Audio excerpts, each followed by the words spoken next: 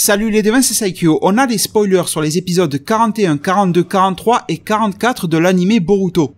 Donc on va savoir plus sur ce début d'anime Boruto 2018, ce nouvel arc, qu'est-ce qu'il nous apporte, etc.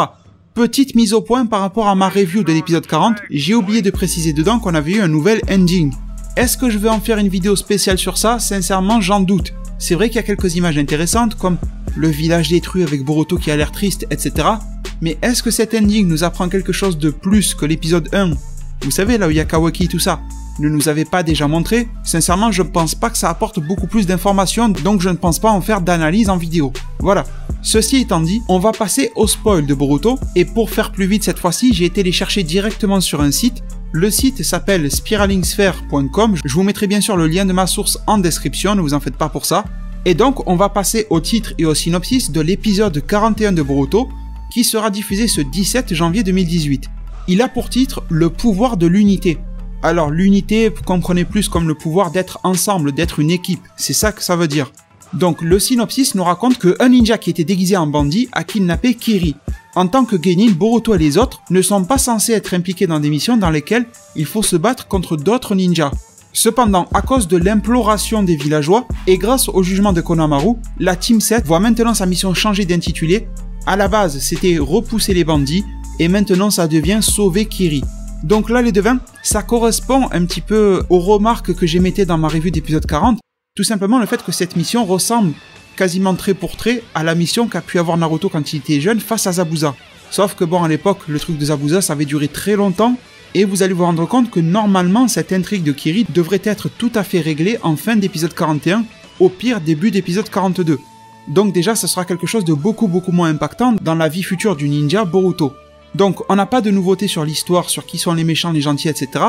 Mais maintenant je vous lis les spoils d'épisode 42, et vous allez comprendre que la grosse nouveauté de ces spoils, c'était de savoir que l'intrigue avec Kiri sera très courte, et sera qu'une petite histoire dans la vie, l'histoire de cette team numéro 7. Donc épisode 42, celui-ci sera diffusé le 24 janvier 2018, et il a pour titre « Le travail d'un shinobi ». Le synopsis nous dit: depuis leur première mission, Boruto a été extrêmement insatisfait de toutes les missions simples et basiques qu'il a pu recevoir. Maintenant, Boruto et la team numéro 7 ont une nouvelle mission qui a pour intitulé « Capturer le criminel qui est en train de braquer une banque ».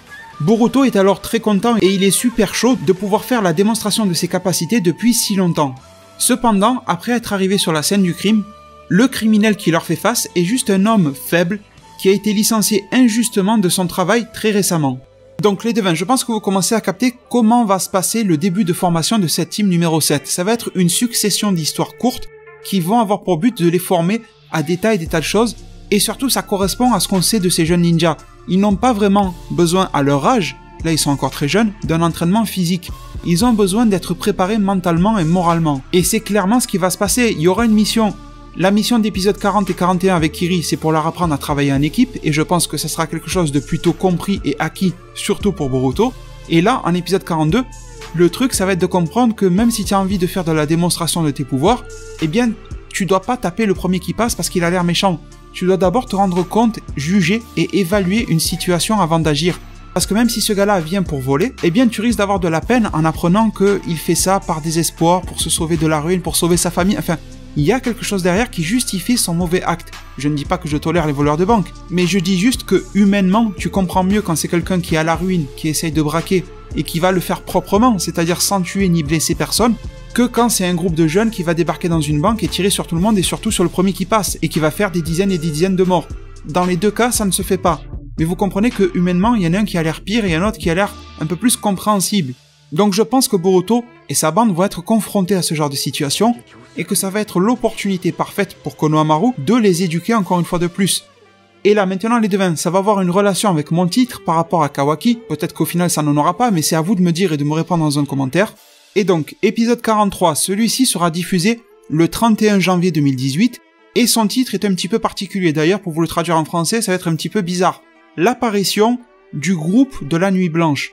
Donc je pense que l'intitulé n'a pas l'air bien clair en ce moment, je vais vous lire le synopsis ensuite, mais je pense que c'est un groupe de personnes qui doivent agir que la nuit ou quelque chose comme ça. C'est pour ça, Nuit Blanche, parce qu'ils sont éveillés la nuit, enfin, je pense qu'il y a un délire avec ça, je vais vous lire, vous allez mieux comprendre par vous-même. Un événement semble avoir été causé par un groupe de bandits qui s'appelle le groupe de la Nuit Blanche a été causé au village de Konoha. Les membres du groupe de la Nuit Blanche sont des voleurs justes, entre guillemets. Ils volent de l'argent et des objets de valeur aux riches et ils les donnent aux pauvres. Et ils ont fait ça dans de nombreux villages. Même s'ils sont, entre guillemets, des voleurs justes, eh bien Boruto déteste ces gars-là tout simplement parce qu'ils volent les autres personnes. Et le problème, c'est qu'ils impliquent dans ces vols des personnes qui n'ont aucun lien. Donc je fais une pause dans la lecture, tout simplement. Ce groupe-là sont des voleurs justes façon Robin des Bois.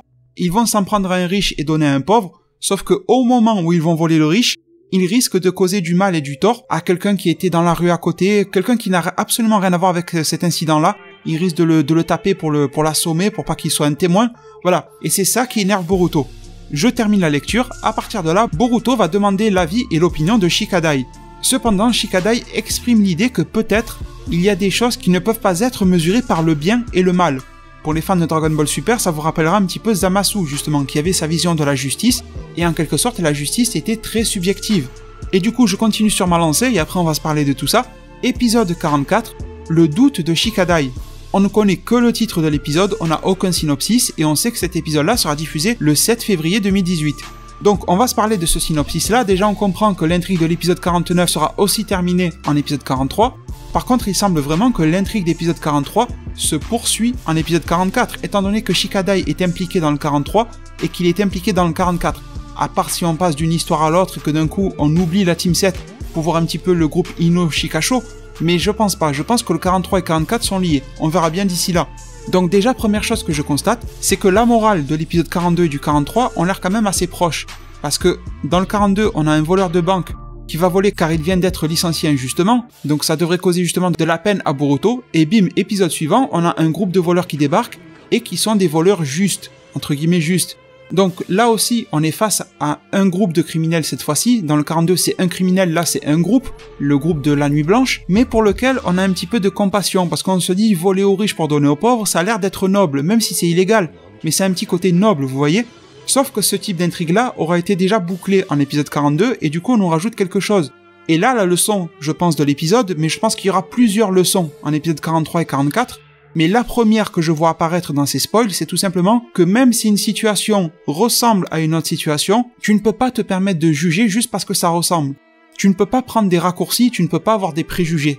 Parce que, à première vue, le groupe là de la Nuit Blanche, ils ont l'air gentils, plutôt justes, ils volent aux riches pour donner aux pauvres. C'est du vol, mais ça n'a pas l'air d'être non plus le plus grand crime de l'humanité. Sauf que, quand tu regardes bien de près avec ta loupe, tu te rends compte que ces bandits, ils font du mal et ils impliquent des personnes innocentes quand ils commettent leurs actes de vol. Et à partir de là, ça commence à énerver Boruto.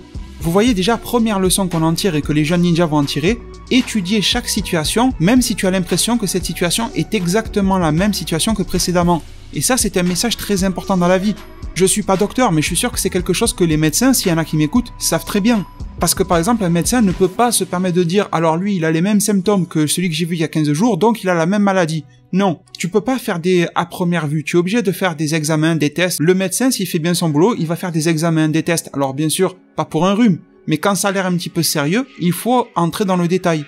Et quand tu creuses ce détail, tu trouves justement des surprises, des fois positives, des fois négatives. Et sinon, mis à part cette première morale, pourquoi est-ce que dans le titre je fais mention de Kawaki? Tout simplement parce que 43 épisodes, c'est quand même pas mal hein, en termes de nombre d'épisodes dans une série. Même si on est qu'au début de la Team 7 qui vient d'être formée, ça fait quand même un bon moment qu'on côtoie ces ninjas.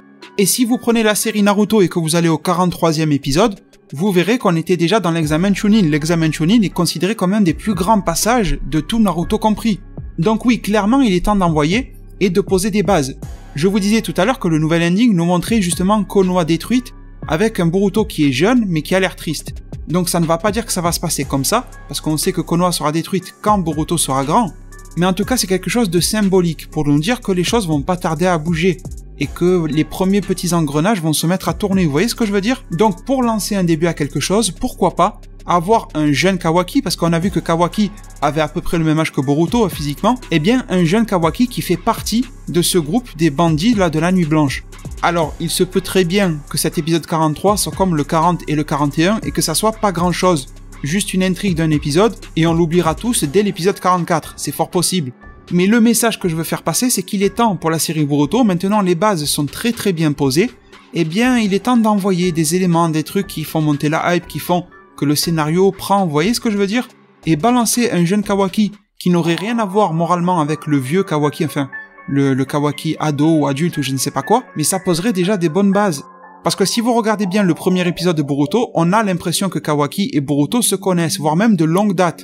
C'est le sentiment et cette espèce de complicité que j'ai senti entre les deux. Même s'ils sont ennemis, j'ai senti une complicité.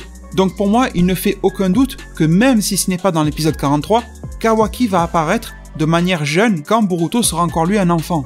Peut-être que ça sera qu'en épisode 50, qu'en épisode 60 ou autre, mais je suis convaincu qu'il n'apparaîtra pas que de manière adulte. Je pense que c'est une intrigue qui va vraiment se ficeler pendant un long moment. Et pourquoi je pense ça? Pas juste parce que ça fait 40 épisodes et qu'il faut faire quelque chose. J'ai quand même d'autres éléments en tête. Tout simplement parce que si vous regardez Kawaki, il n'a pas l'air d'un ninja. Au contraire, il veut même détruire le monde ninja. Quand vous regardez ses vêtements, il a l'air d'être quelqu'un de totalement différent de ninja. Et quand on lit ce synopsis d'épisode 43, il n'y a rien qui nous fait comprendre que ces bandits soient des ninjas. On nous dit juste qu'ils sont des voleurs justes. Et si on reprend la thématique, je vous disais tout à l'heure de Zamasu dans Dragon Ball Super, la justice est quelque chose de très subjectif. Et nous montrer un Kawaki qui va faire connaissance de Boruto en étant jeune alors qu'il fait partie de cette bande-là de voleurs justes, vous voyez, c'était juste une petite frappe et au final il va détruire Konoha plus tard. C'est quelque chose qui peut tout à fait se faire. Je veux dire vraiment, il ne faut pas sous-estimer les premiers épisodes d'une série. Je vais reprendre mon exemple. Si vous prenez l'épisode 43 de Naruto, dedans on voit apparaître Gaara. Gaara avait déjà été introduit depuis un long moment. Gaara sera le boss final du premier arc de Naruto. Et Gaara maintenant il est Kazekage, un des personnages les plus importants du monde de ninja. Donc je le redis, voir Kawaki apparaître en épisode 43 ne me surprendrait pas du tout. Après bien sûr, les studios Pierrot qui sont en charge des épisodes peuvent tout à fait mettre des méchants tout pourris, tout lambda, qui ne servent à rien pour passer le temps. Et ça serait dommage, parce que nous mettre un Kawaki maintenant, ça surprendrait tout le monde, ça ferait monter une hype de fou, tout le monde en parlerait, peut-être même sans nous dire, vous voyez, il va y avoir une altercation entre le groupe de la Nuit Blanche et la Team 7 de Boruto, ils se tapent dessus, etc. À la fin, Kawaki et Boruto se font amis, ou en tout cas ils font connaissance, etc. Parce que vous savez que dans les mangas, au début on est ennemis, après on est amis, et au moment de se séparer, Boruto lui dit « Attends, je ne connais même pas ton nom ». Et là, le jeune lui dit « Je m'appelle Kawaki » et il s'en va. Ce serait quelque chose de très fort. Nous faisant comprendre d'ailleurs que Kawaki va réapparaître bientôt dans d'autres épisodes, peut-être après l'arc Momoshiki dans la vie de Boruto. Je sais, vous allez me dire en zone commentaire, tu vas trop loin, et vous avez sûrement raison. Mais c'était vraiment une idée que je voulais vous proposer, parce que même si ça ne se réalise pas, au moins vous savez comment moi j'aurais formulé cette série, vous savez comment moi je l'aurais écrit. Très humblement bien sûr, mais au moins vous le savez.